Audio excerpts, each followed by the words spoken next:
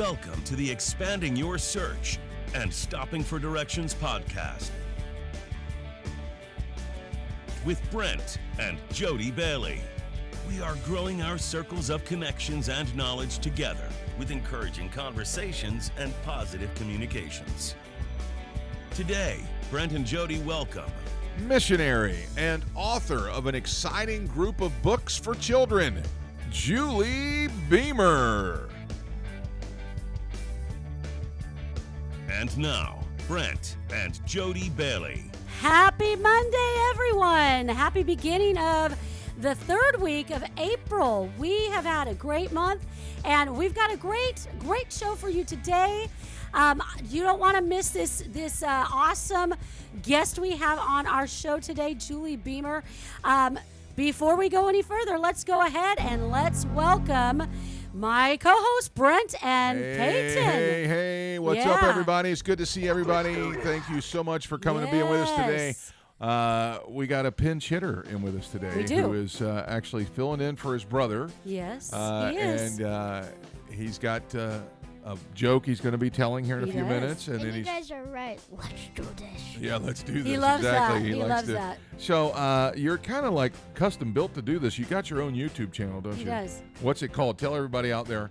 Look at the camera and tell them. Bailey Brothers Inc. And they need to go and subscribe and click the subscribe button. It was Preston's originally, then it became Peyton's. Now they kind of sometimes Preston will still pop in there and do something, but they're fun.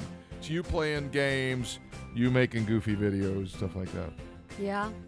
Maybe we'll do another one. Yeah, we'll do another one. All right, so today it's a good day today. It is a good day today, and it is North Dakota Day. North Dakota Day. Happy North Dakota Day to those of you who live in North Dakota. Do you know what's famous for North Dakota? No, that's one. Yeah, I don't either. I don't really know either. I'm sorry. I know that there's mountains up there and buffalo and things like that. But I've got family in South Dakota, but North Dakota, I'm not real sure. But it's beautiful state, mountains and everything. Today is also National Garlic Day. Oh, that's Dracula's least favorite day. It is. So today you need to go stay away from vampires. Yes, exactly. Wrap a bunch of garlic around your neck, and you'll be no, I'm just kidding. And bring a flashlight. Bring a flashlight. I know. Exactly. Listen, it is the natural enemy of cholesterol. It is. You eat a lot of garlic or take a garlic supplement. It's supposed to lower your cholesterol down. So but as you we both like to cook with lots of it. We sure do. I mean, I know that there for a while felt like I was slicing garlic all the time, and my hands smelled so good. And we would go to the movies and stuff afterward, and I would just sit there with my hands over my face the whole time, just smelling you take the popcorn and kind of rub your hands on exactly. it. Garlicky popcorn. This is why you guys are so weird. Okay. Yeah, exactly. So anyway, how do you like your garlic? Drop down in the comments while you're clicking the share button today, and let us know your favorite recipe with garlic. Yeah. Or with garlic. How do you ever eat it just plain, like roasted garlic? No, it's too much. It's too strong for me. Too strong. Yeah, I mean, I like it. I do like fresh garlic. Yeah. I like it, ground down. And I've seen people just plop it in the oven. Yes, pull it right out and eat the cloves right out of it. That's it's a little bitter for me. What's your favorite way to? I really like garlic knots. There's a restaurant. There's several restaurants that do garlic knots. There's one here called Floridino's, and it's in Haines City. Yeah.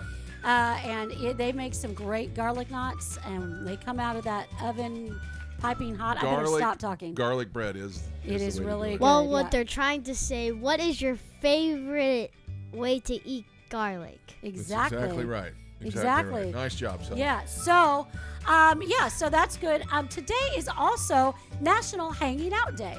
Oh yeah, hanging out. Hanging out. Yeah. We're hanging out. Yeah, you're hanging out. Okay, so but what it actually is referring to is hanging out your clothes to dry. Oh. I mean, you ever seen that? No, don't. She's talking about something else. Yeah. Hanging out your clothes when you wash your clothes.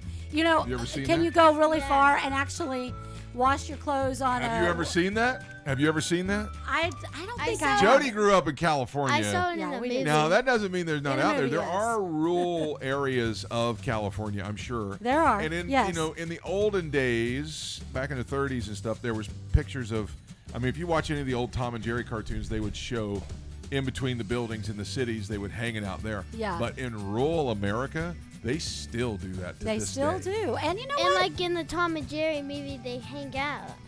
Well, that's what it means. The clothes are yeah, they hanging hang the out. clothes They're, like, out. hanging out. And so To let the wind we've dry actually, it. I mean, we actually saw that a lot growing up, especially before my grandparents moved up on the hill at their old house. There was a clothesline there that people would go out, clothespin them up Yeah, there. you got to have lots of clothespins. Have you ever seen it? I feel like I probably have, maybe when I was young. Yeah. My grandparents on my mom's side lived in Pennsylvania, and They would have seen did it. that there. Yeah, they would have seen it. It makes them smell good too. It does. It really does. But then it's ruined forever because every scary movie person ever goes and hides behind hides sheets behind them. Yep. and then jumps out and Good accent. So they would go behind bed sheets and then just Yeah. like. yeah, jump out, yeah. And Yeah, I it don't ruined know how you hanging don't out see day it. forever. Yeah. So, So- well, anyway, listen, we've got a segment that we started on the show with your brother, and it's called Preston Tells a Joke. Now, from time to time, Peyton does sit in as a substitute for Preston, but he's not going to tell a normal joke.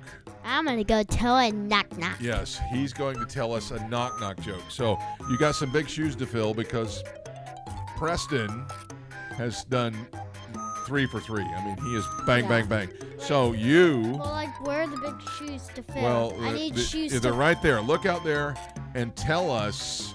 All right, here we go. I need your shoes to fill them Well, up. no. Peyton, tell us a knock-knock joke right in the camera. Knock knock. Who's there? Who's there? Broken pencil. Broken pencil who?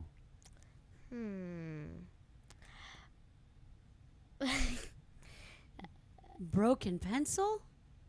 Never mind. That's pointless.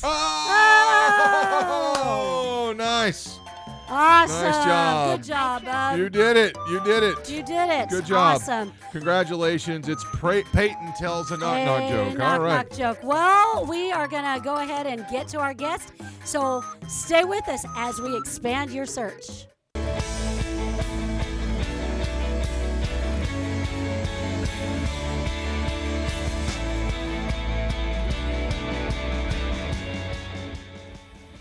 My guest today is somebody I have known for several years.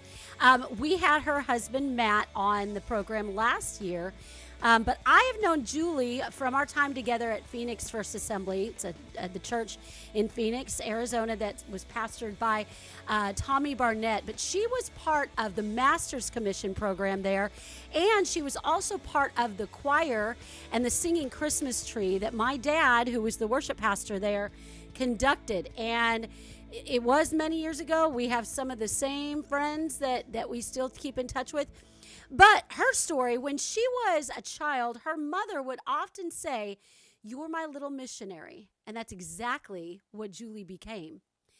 Julie has lived nearly all of her adult life outside of the borders of the U.S.A. And her and her husband, as I said, that we had him as a guest last year. They are the co-founding directors for Club 1040, which is a relational missionary movement that reaches the unreached. She and her husband have pioneered many churches and many Bible colleges across the nations, all over. And she's had the opportunity to be a regular speaker for different conferences and churches and many Bible colleges throughout the United States and Europe and Africa and the Middle East. Her work also includes aid distribution and humanitarian projects amongst the refugees. I want you to welcome to the program Julie Beemer. Hey, Julie, how's it going? Doing very good. Thank you for having me on today, Jody. I am so glad to have you on. You know, when we had Matt on, it was great, but it was kind of like we need to have Julie on as well. So, so here we are. We're doing this. We're doing this together. So, how's it going there? You are in Lebanon, correct? We're in Beirut, Lebanon, and many of you will be familiar with that because of the August 4th Beirut blast. Yes. And so that was only a few months ago. So many of you have heard it on the news. Yeah. I know that through all of that, you all have been transitioning. I know your ministry offices there, you're transitioning, and because you've just grown so large. I mean, how's that going? It's wonderful. We started off in the U.K. over 28 years ago. Wow. We were able to set up a beautiful church and Bible schools there. We transitioned and turned that over to our associate pastors. Then we went further into North Africa and the Middle East to Nigeria. And God just did an amazing work there. We were there for 10 years, and Bible schools there's 6 Bible schools in 4 different cities there with over 4,000 students. And so we were able to transition that over to our associate, and he's taken it to a whole nother level. And now we have relocated to Beirut to go further into this 1040 window into the North Africa and the Middle East. Wow, that is amazing. I know that several years ago you were doing, and you do outreaches to the refugees there all the time, as we had said. And I know that you've done a lot of women's outreaches, like with women from America that come there and do things and help out these refugees. Tell me a little bit about that. Well, just as you're speaking, I was just in the refugee camps yesterday, and it's on my profile. We haven't been able to go into the refugee camps since 2019. Because there became protests all throughout Lebanon, and so it hindered us from going there. But yesterday, for the first time, I was able to go in, be in the refugee camp, see how they're doing. But my heart is to show, next time in our next refugee outreach, what we're going to be doing is taking the refugee women, bringing them aside, getting to know them. We're going to be doing arts and crafts, ministering to them one-on-one, and then we're going to be able to take them to a beautiful dinner, just love on them and get to know them. It's incredible. They are so open. Even yesterday, I was praying for the ones that we would go to, so receptive to receiving the Bibles, so receptive to being prayed for. And the biggest thing is Jesus is always backing me up. He literally, testimony after testimony of healings that happen after we've gone, and when we come back, there's more people that want to be prayed for. It's incredible. Oh, that is so awesome, and such a great opportunity for American women to be able to see that and experience that. It is absolutely just a beautiful, beautiful opportunity. So let's go ahead and start talking about your book, because you've got your 4th book in the series getting ready to release. So it's a series, Around the World with Matt and Lizzy. It is such a great book, and as you can see, and we'll put some artwork up in a little bit too as well, this is a book that is geared for children. So tell me the background here. Why have you written Around the World with Matt and Lizzy book series? Our world is a global world right now, and every situation you see facing in the news is global situations. And I wanted to give parents, grandparents, teachers a tool that will be able to be used to start giving global awareness to our children. I want them to succeed. The Lord gave me a scripture that says, the generation of the upright are blessed, and they will be mighty in the land. And in order for them to be mighty in the land, they've got to have this global awareness. And it all started back in Nigeria. I was working in an American international school, and I would see the transcripts of the people and the leaders that were coming to the school. They were ambassadors, they were UN teachers, they were incredible leaders in our nations. Most of them were not born again, but their children were being trained, going country to country. In fact, some of their transcripts were massive. They had lived in some of the biggest cultural environment, different countries all around the world. They could speak languages. Some of the children could literally speak in about 5 different languages. It was amazing. Wow. They had lived amongst these foreigners. They knew about the cultures. They knew about the situations. And then I would come back to America, and I would see our children don't even know the states they're living in. Many of them don't know how to meet foreigners. They don't know about different nationalities. And my heart was grieved. And I was like, Lord, I've got to do something about this. And so I took all of our families, every story in here is actually from real pictures and real situations that our families have faced. And I put them in a book. And this is to create global awareness, global situations that children will, have questions about. In fact, in this one, let me just tell you, Matt and Lizzie, they travel to China and they smuggle in Bibles. Wow. They go to an underground church, and this, the people in China, they don't have the opportunity to meet freely. They don't have Bibles. And so I want our kids to start asking the questions, Mom, why can they not meet freely? And I want them to know that this could be in the situation. Obviously, many of us have had to face this situation in this last year. Wow, it's amazing. And I was talking with just about a month or so ago. I was interviewing somebody who also travels. Now they're here, they're in America, but they take their kids with them and show them, the different places outside of America, the comfort of America. And so my question for you is, how do we begin training our kids to be those global leaders that you are talking about? The first thing is buy my books. Exactly. Buy her books. They have so many tools in here that will reinforce the things that I want them to learn. And what I like to do is start by getting a map. And I go to Bed Bath & Beyond and I get a great big map, and it's a shower curtain and it shows the different countries. And I get on the floor and I start talking about these different countries with children. I begin letting them pray for these different countries. And, God opens up their hearts, and that causes them to want to learn more. Then I go outside of my house and I find somebody that is from a different culture. There's nothing like meeting somebody from a different place. That's true. You invite them into your home. I mean, you're doing two things. You're welcoming them. You're opening up your home to them, making them feel welcome, but you're also teaching and training your children to value different nationalities, different cultures, different foods, different languages. And that is just the beginning of the things that you can do with your children. That's amazing.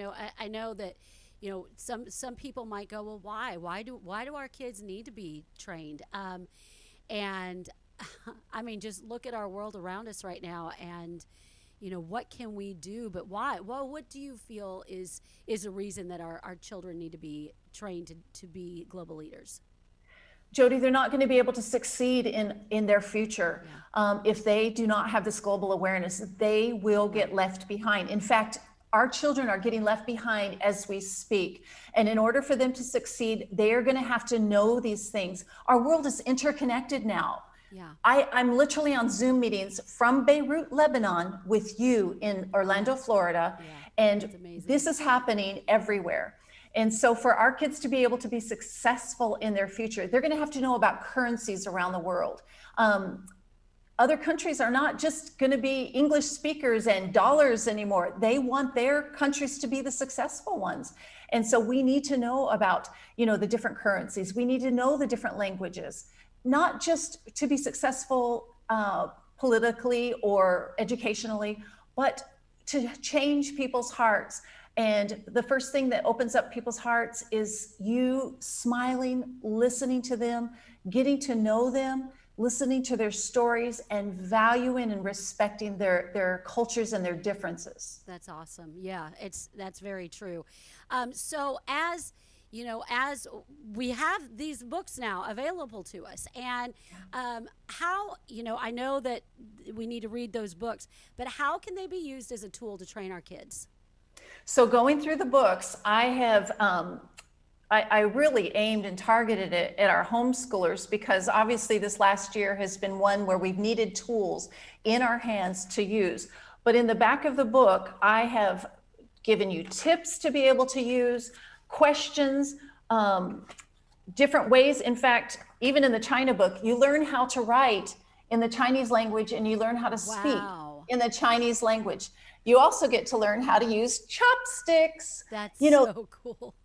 There are things that kids love to do. My son was fascinated about learning how to write in Chinese, Mandarin language. And so these have tons of tools. You start by learning where the country is on the map, and that's where it all starts. Then you get to actually meet somebody, Liang and Quinn, from China. And that's where it all starts, is meeting these characters in the book. And you don't even need a passport to be able to be global minded, which is wonderful. Right. Because Matt and Lizzy take you. Yeah. And of course, in this day and age at the moment, traveling is not, to other countries especially, is not something that is as easy. And so we have to kind of figure out, what we can do. And this is such a great time for our children to really explore these different countries and the different tools so that they, maybe they have a dream to travel. So I want to say to you to give us an encouraging word, those that are viewing the show today, about, what if they have children that want to travel, and maybe, just maybe, the parents are in fear about it because of what's going on in the world today. What would you say to those parents and those children about that? Literally in every Matt and Lizzy book, there is the subject of facing fear. And Matt and Lizzy both get to places and situations where they have to face this. And the first thing that they do is they remember the word, and they speak out the word and say, I'm bold. God has not given me a spirit of fear. And that's our first step. The second step is to face your fears and do something that is going to be able to help you press forward and take that action step to be bold and to not fear. And, fear is real, and we've got to learn how to deal with it. And the best way to do it is by dealing with it, by using the word, just like Matt and Lizzy would do. That's awesome. That is awesome. Julie, thank you so much for being with us today. It has just been a joy, even in this quick time, to be able to see you in person and, as close as we can in person, and to hear all of this. I am so excited for the China series, the China part, to come out. What day does it release? Do you know? So May 18th, it will be released. Barnes and Nobles, Amazon, christianbooks.com, any place that you can find good books. Look for the Around the World with Matt and Lizzy China books on your shelves. And if you don't have the other ones, you've got Egypt, you've got England, and you have Nigeria. Pick them up. I encourage you to pick them up. And if people want to get a hold of you on Club 1040, we're going to throw some information up on the screen about. We've got Julie Beemer at www.club1040.com. You can reach her on Club 1040 and Club 1040 Kids on Facebook and Instagram. And if you have questions about, maybe you want to travel, go ahead and get a hold of them. They will direct you to a great place to come and do some ministry work there in Lebanon or any of the other countries they're connected with. Julie, thank you so much for being with us today. And tell Matt hi. Tell everybody. Tell your kids hi. Your daughter-in-law Michelle hi. Yay. And we look forward to seeing you again. Okay, thank you so much for having me, You're Jody. welcome. Love to you guys. Love to your kids as well. Thank you. Well, that has been Julie Beemer, and let's stop for directions.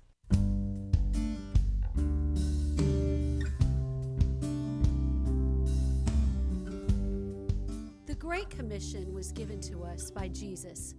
In Matthew 28, verses 19 through 20, it says, "Go ye therefore and teach all nations, baptizing them in the name of the Father, and of the Son, and of the Holy Spirit, teaching them to observe all things whatsoever I have commanded you." In another book, in Mark, it says, in chapter 16, it says, "And he said unto them, Go ye into all the world, and preach the gospel to every creature. He that believeth and is baptized shall be saved." It's a promise. When Julie was very young, she had a dream, and that dream was to be a missionary. Her mother encouraged her to be a missionary, probably prayed over her every day about it. But Julie didn't shy away from pursuing that dream because of fear or inconvenience or anything else that was going on in her life.